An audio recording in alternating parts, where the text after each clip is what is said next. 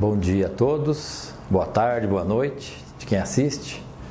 Nós vamos aqui explanar detalhes sobre o câncer da próstata.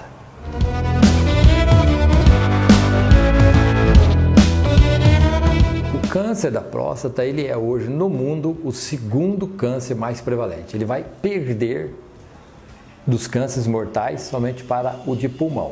É evidente que a maior prevalência de câncer no mundo é o de pele, mas o de pele não mata, com exceção do melanoma, né? Mas ele é o segundo maior no mundo. Ele é, no Brasil, com seus 68 mil casos, pareado com o câncer de mama, que tem em torno de 70 mil, são muito pareados os dois. O câncer de mama é o maior prevalência da mulher. Então os dois cânceres no homem e na mulher são pareados na estatística no mundo hoje.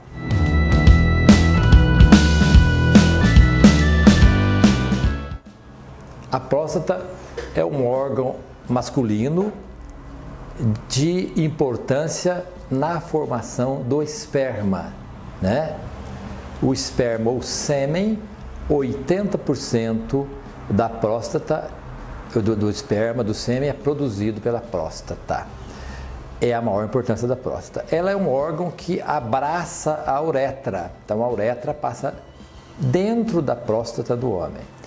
Ela está localizada, nós podemos ver aqui nesta imagem, aqui para nós entendermos então definitivamente onde está a próstata.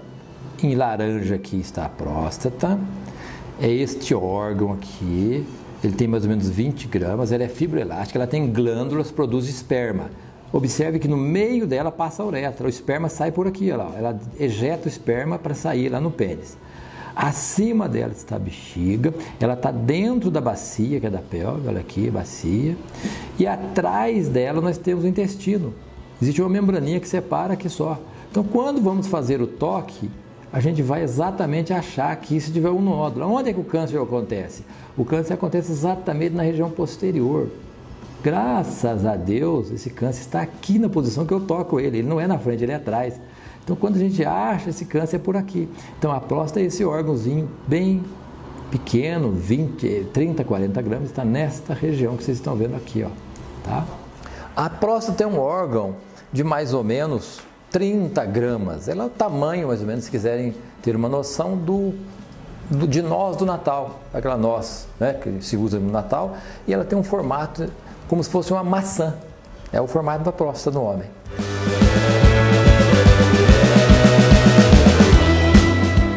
A próstata, ela é acometida por algumas doenças, não é somente o câncer que acomete a próstata. Nós vamos falar sobre o câncer, mas nós temos a doença chamada de a hiperplasia prostática benigna e nós temos a infecção que se chama prostatite, tá? Muito bem. Dessas três afecções, tá?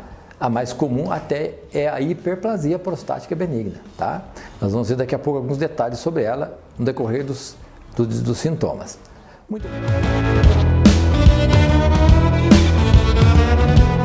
Quanto ao câncer de próstata, o câncer de próstata é bastante representativo.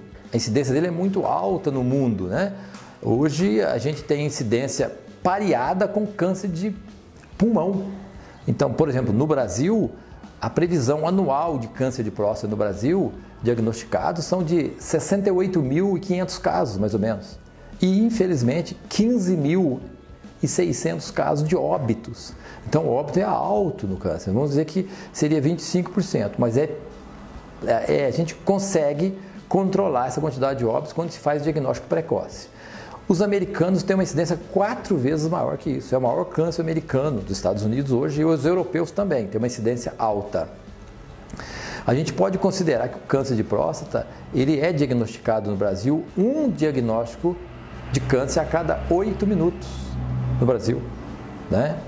E o câncer de próstata, ele é uma doença que, apesar de ser assim, ter essa mortalidade aí de 15.500 casos no Brasil, 15.600 casos por ano, segundo a estatística do INCA, a gente consegue entender hoje que se você fizer o diagnóstico precoce, a gente consegue curar até 80% dos casos. Então, essa é a realidade do câncer da próstata.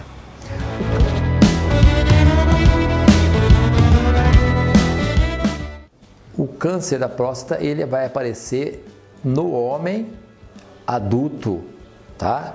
A partir dos 45 anos de idade, tá? Então ele aparece no homem de mais idade, não aparece em jovens. Ele é um câncer que não é todos que matam o paciente, ou que levam a óbito o paciente. Existem cânceres hoje chamados de indolentes, são cânceres que não vão matar o paciente que tiver ele. A medicina trabalha para entender qual é esse tipo de câncer, para evitar de procedimentos desnecessários nesses cânceres que não matam. Tem câncer de próstata que não mata. O câncer de próstata, ele acomete homens a partir dos 40, portanto o exame a gente preconiza com os 45 anos que o paciente possa fazer exames.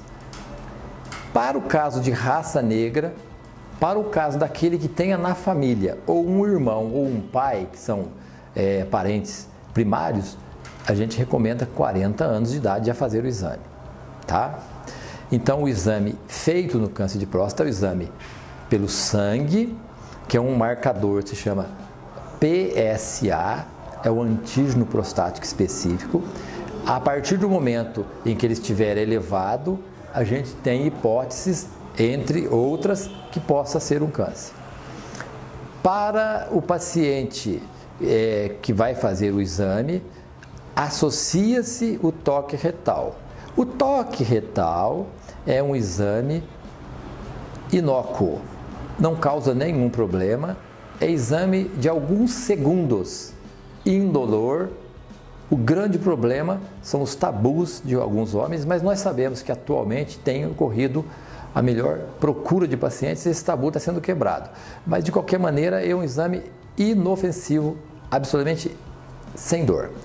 Esses dois exames juntos são necessários. Somente o PSA, como é falado por alguns pacientes, a gente não tem como importância ele sozinho. Ele sozinho não nos traz informações necessárias. Então é necessário que haja o toque, que é esse exame.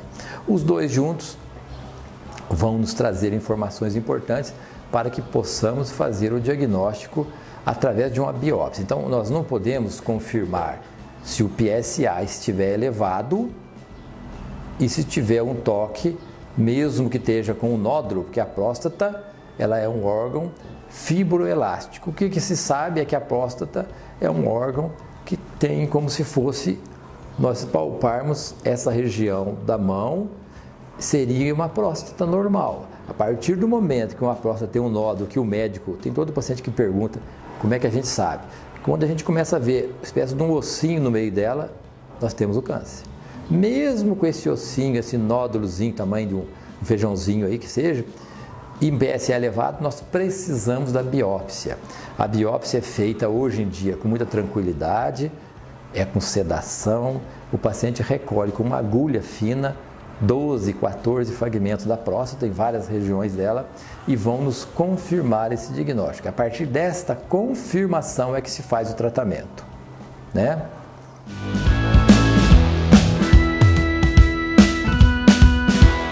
Os sintomas da próstata, quando se tem câncer, eles praticamente não existem. A próstata não cursa com sintomas urinários. Quando ela tem sintomas, pode significar um avanço dela. O que é que traz sintomas urinários? Muito mais, como nós comentamos, a hiperplasia, que é um crescimento dessa próstata que ela vai angustiar, como nós vimos na imagem inicial, o canal da uretra e o paciente começa a ter jato fraco, começa a ter que correr no banheiro porque sai na roupa a urina, perde urina, ele começa a acordar muito à noite, começa muito no banheiro, né? E isso são sintomas muito mais de uma benignidade, que é a próstata benigna, do que um câncer. Então não se espera que a próstata tenha sintomas para procurar o médico, tá?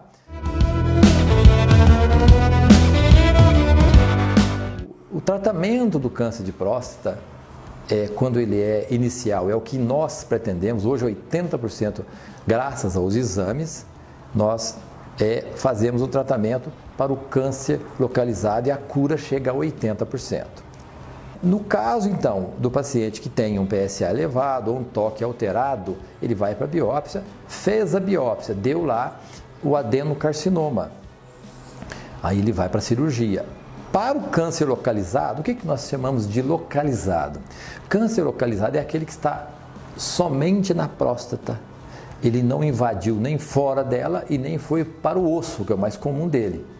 Então, se ele está localizado, é um nódulozinho dentro da próstata, sozinho, quieto lá, este câncer é curável. 80% deles são curáveis assim. A cura é através da cirurgia em primeiro lugar. Nós temos modalidades de tratamento. A cirurgia radical é uma, a radioterapia é outra modalidade de tratamento. A cirurgia tem uma convenção como padrão ouro no mundo hoje em dia. A cirurgia é a retirada da próstata inteira, mais o que está próximo dela, que é a vesícula seminal, tá? E alguns gânglios, vamos dizer, algumas ínguas dentro da pelve, que vocês viram no osso, tem umas ínguas lá, a gente tira junto. Todo esse bloco é retirado. A chance ali é de cura de 80% quando nós temos esse caso inicial. Se o paciente optar por ela, é a melhor opção. Existem alguns inconvenientes no tratamento que podem ocorrer após a cirurgia, que é a disfunção erétil, o que se chama no popular de impotência sexual, e a outra é a perda urinária, que é a incontinência urinária. Mas as estatísticas são baixas. Em cada 100 pacientes que operam, as estatísticas para essas duas complicações estão na casa dos 5 a 15%. 100, 5 a 15% podem apresentar isso. Existem tratamentos para as duas modalidades de problemas ou de complicações. Nós podemos usar medicamentos, que são vários hoje, que a gente tem disponível para tratar a disfunção erétil, e nós temos tratamentos ou cirurgias para corrigir essa incontinência. É evidente que são dois problemas, e esse paciente tem que ser avisado sobre isso. A radioterapia, que é a outra modalidade, ela traz menos problemas nesse aspecto, mas podem aparecer a longo prazo. A radioterapia exige que o paciente faça sessões, né? Ele tem que ir até um serviço que tenha esse serviço, que tenha esse procedimento disponível, e ele vai fazer ali em torno de 40 sessões, em torno de 6 semanas de tratamento. Ele precisa fazer esse tratamento de maneira contínua, é uma maneira também de cura.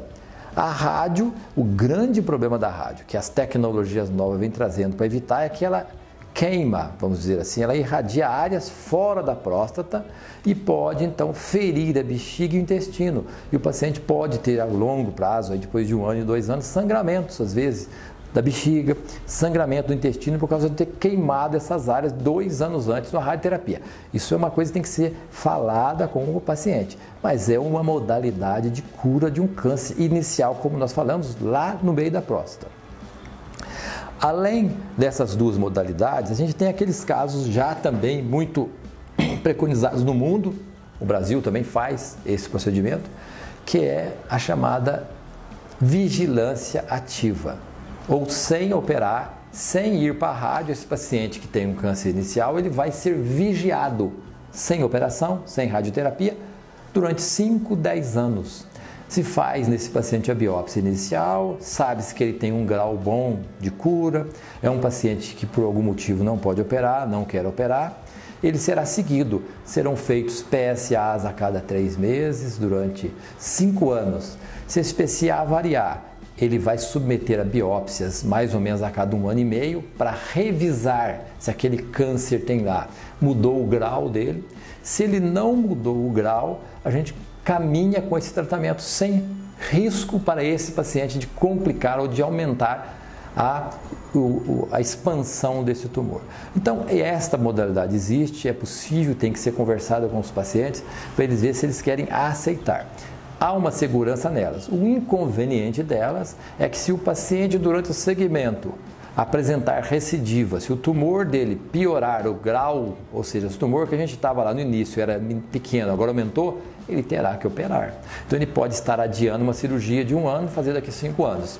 Você tem que estar ciente disso quando ele prefere não fazer nenhum tratamento. Essas são as 3 modalidades. A braquiterapia, que é um braço da rádio, é quando você tem um procedimento que você injeta o radisótopo dentro da próstata. Então são injetados sementes, de vez do paciente 40 vezes lá, injeta-se sementes de radioisótopo, o paciente fica com a rádio em andamento durante o tempo que ela estiver lá em radiação. É uma outra possibilidade chamada de braquiterapia. Essas modalidades têm as suas desdobramentos, deve-se conversar com o paciente, cada paciente é individual, a maioria vão preferir a cirurgia.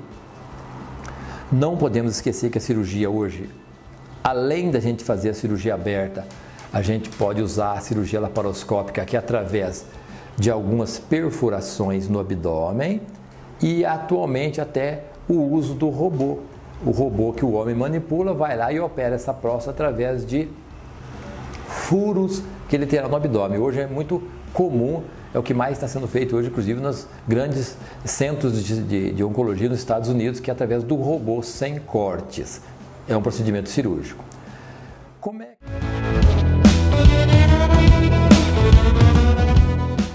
Como é que você sabe que esse paciente curou? É quando você segue esse paciente durante 5, 10 anos, que ele vai ter a confirmação da cura, antes disso não, e ele vai apresentar um PSA bem baixo, abaixo de 0,2 nanogramas por cada ml de sangue.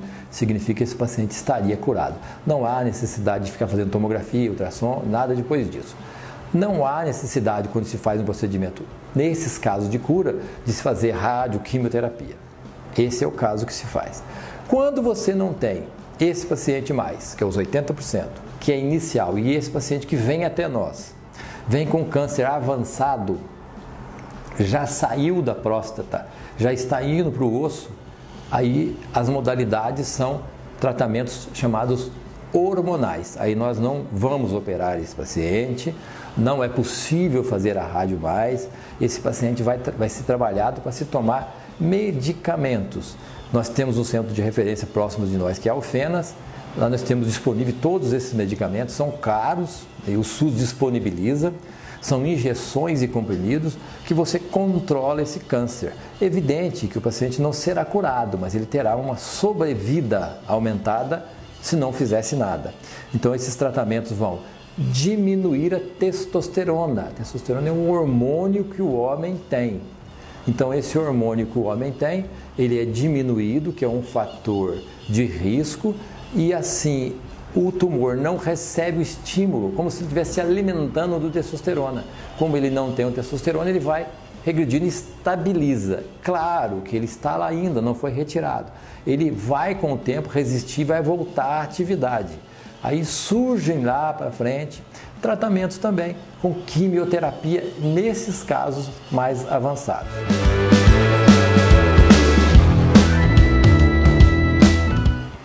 O câncer de próstata, ele tem as predisposições, os fatores de riscos principais, como nós temos falado, é a idade, que é um fator de risco, quer dizer que mais velho, mais chances. Nós podemos dizer hoje que um paciente com mais de 80 anos tem 90% de chance de ter um câncer. Não necessariamente irá morrer ou ter problemas com câncer. Como eu disse, é aquele câncer que não matou ele, tanto é que ele não teve nenhum problema antes dos 80. Então, a idade é um fator. O segundo fator é a obesidade. A obesidade é um fator importante no câncer de próstata. Temos que tomar cuidado com esse grande problema, que é uma pandemia mundial, que é a obesidade. Ela é um fator de risco para câncer de próstata, além de outros problemas que ela causa. E os outros são alimentos, né? Vamos dizer, alimentos que são à base de gordura animal, né? Esses alimentos que não são balanceados, que são vegetais, verduras, legumes, frutas, né? E esses alimentos balanceados é o que evitam muitas coisas, todo mundo sabe, até problema cardíaco, evitaria o câncer de próstata. Então, temos que tomar cuidado com esses tipos de alimentos. E entra muito hoje, todo mundo sabe sobre isso, aqueles produtos artificiais que são introduzidos em alimentação fast food. Esses produtos artificiais, corantes, aromatizantes, são também aventados a hipótese de estar envolvido no câncer da próstata. Quando se vai falar sobre prevenção, porque não tem medicamento para prevenir. O que se fala é que o paciente vem às vezes muito com a gente falando que se o tomate é a prevenção. Olha, o tomate tem o licopeno.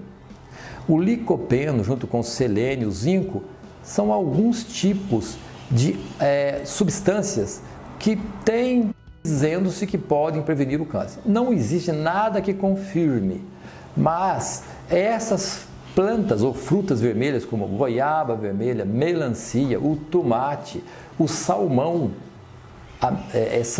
tem licopeno. Se quiserem, com essa alimentação que é balanceada alimentar disso, tem certas hipóteses de prevenção.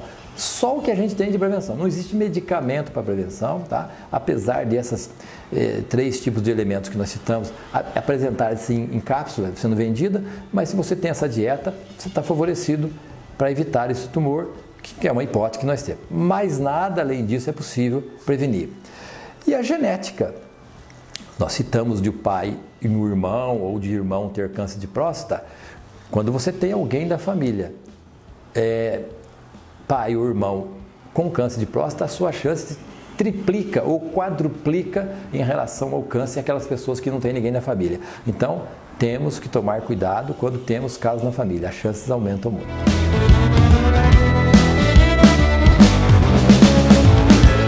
O que esse paciente tem que entender é que quando ele receber a informação que ele tem um câncer de próstata, ele não deve se apavorar. Como nós já citamos, nós orientamos nossos pacientes que é uma doença curável, né? Os pacientes ficam realmente impactados quando se fala nisso, porque infelizmente existe um estigma da doença chamada câncer, mas não há esse impacto porque hoje as curas são de alto nível no mundo todo, o Brasil não fica atrás. Então a primeira coisa é essa.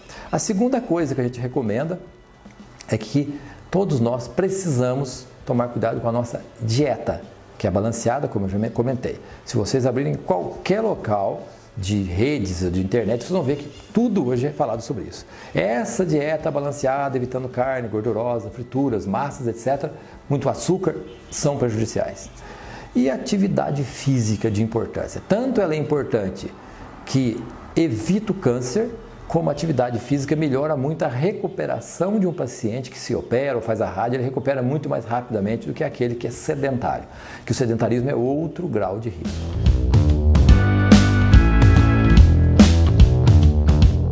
Esses meses de comemorativo dos cânceres, mama, agora outubro e novembro, mama e próstata, são importantíssimos. Os americanos hoje já tem uma prevalência de câncer, uma incidência de câncer caindo para mais de 20%.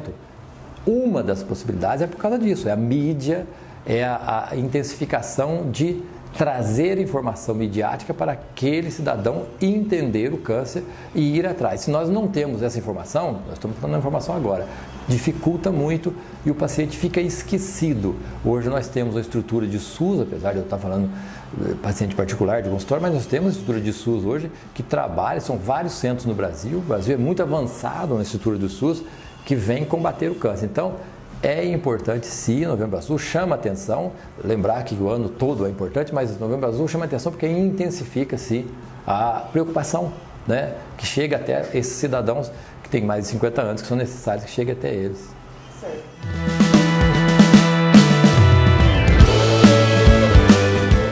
Para o câncer, para doenças cardiovasculares, a gente sabe que claramente isso aí é uma coisa claríssima dentro da ciência e entender que esse slogan que existe em várias instituições, a Unimed é uma delas, é justamente para puxar a orelha, chamar a atenção.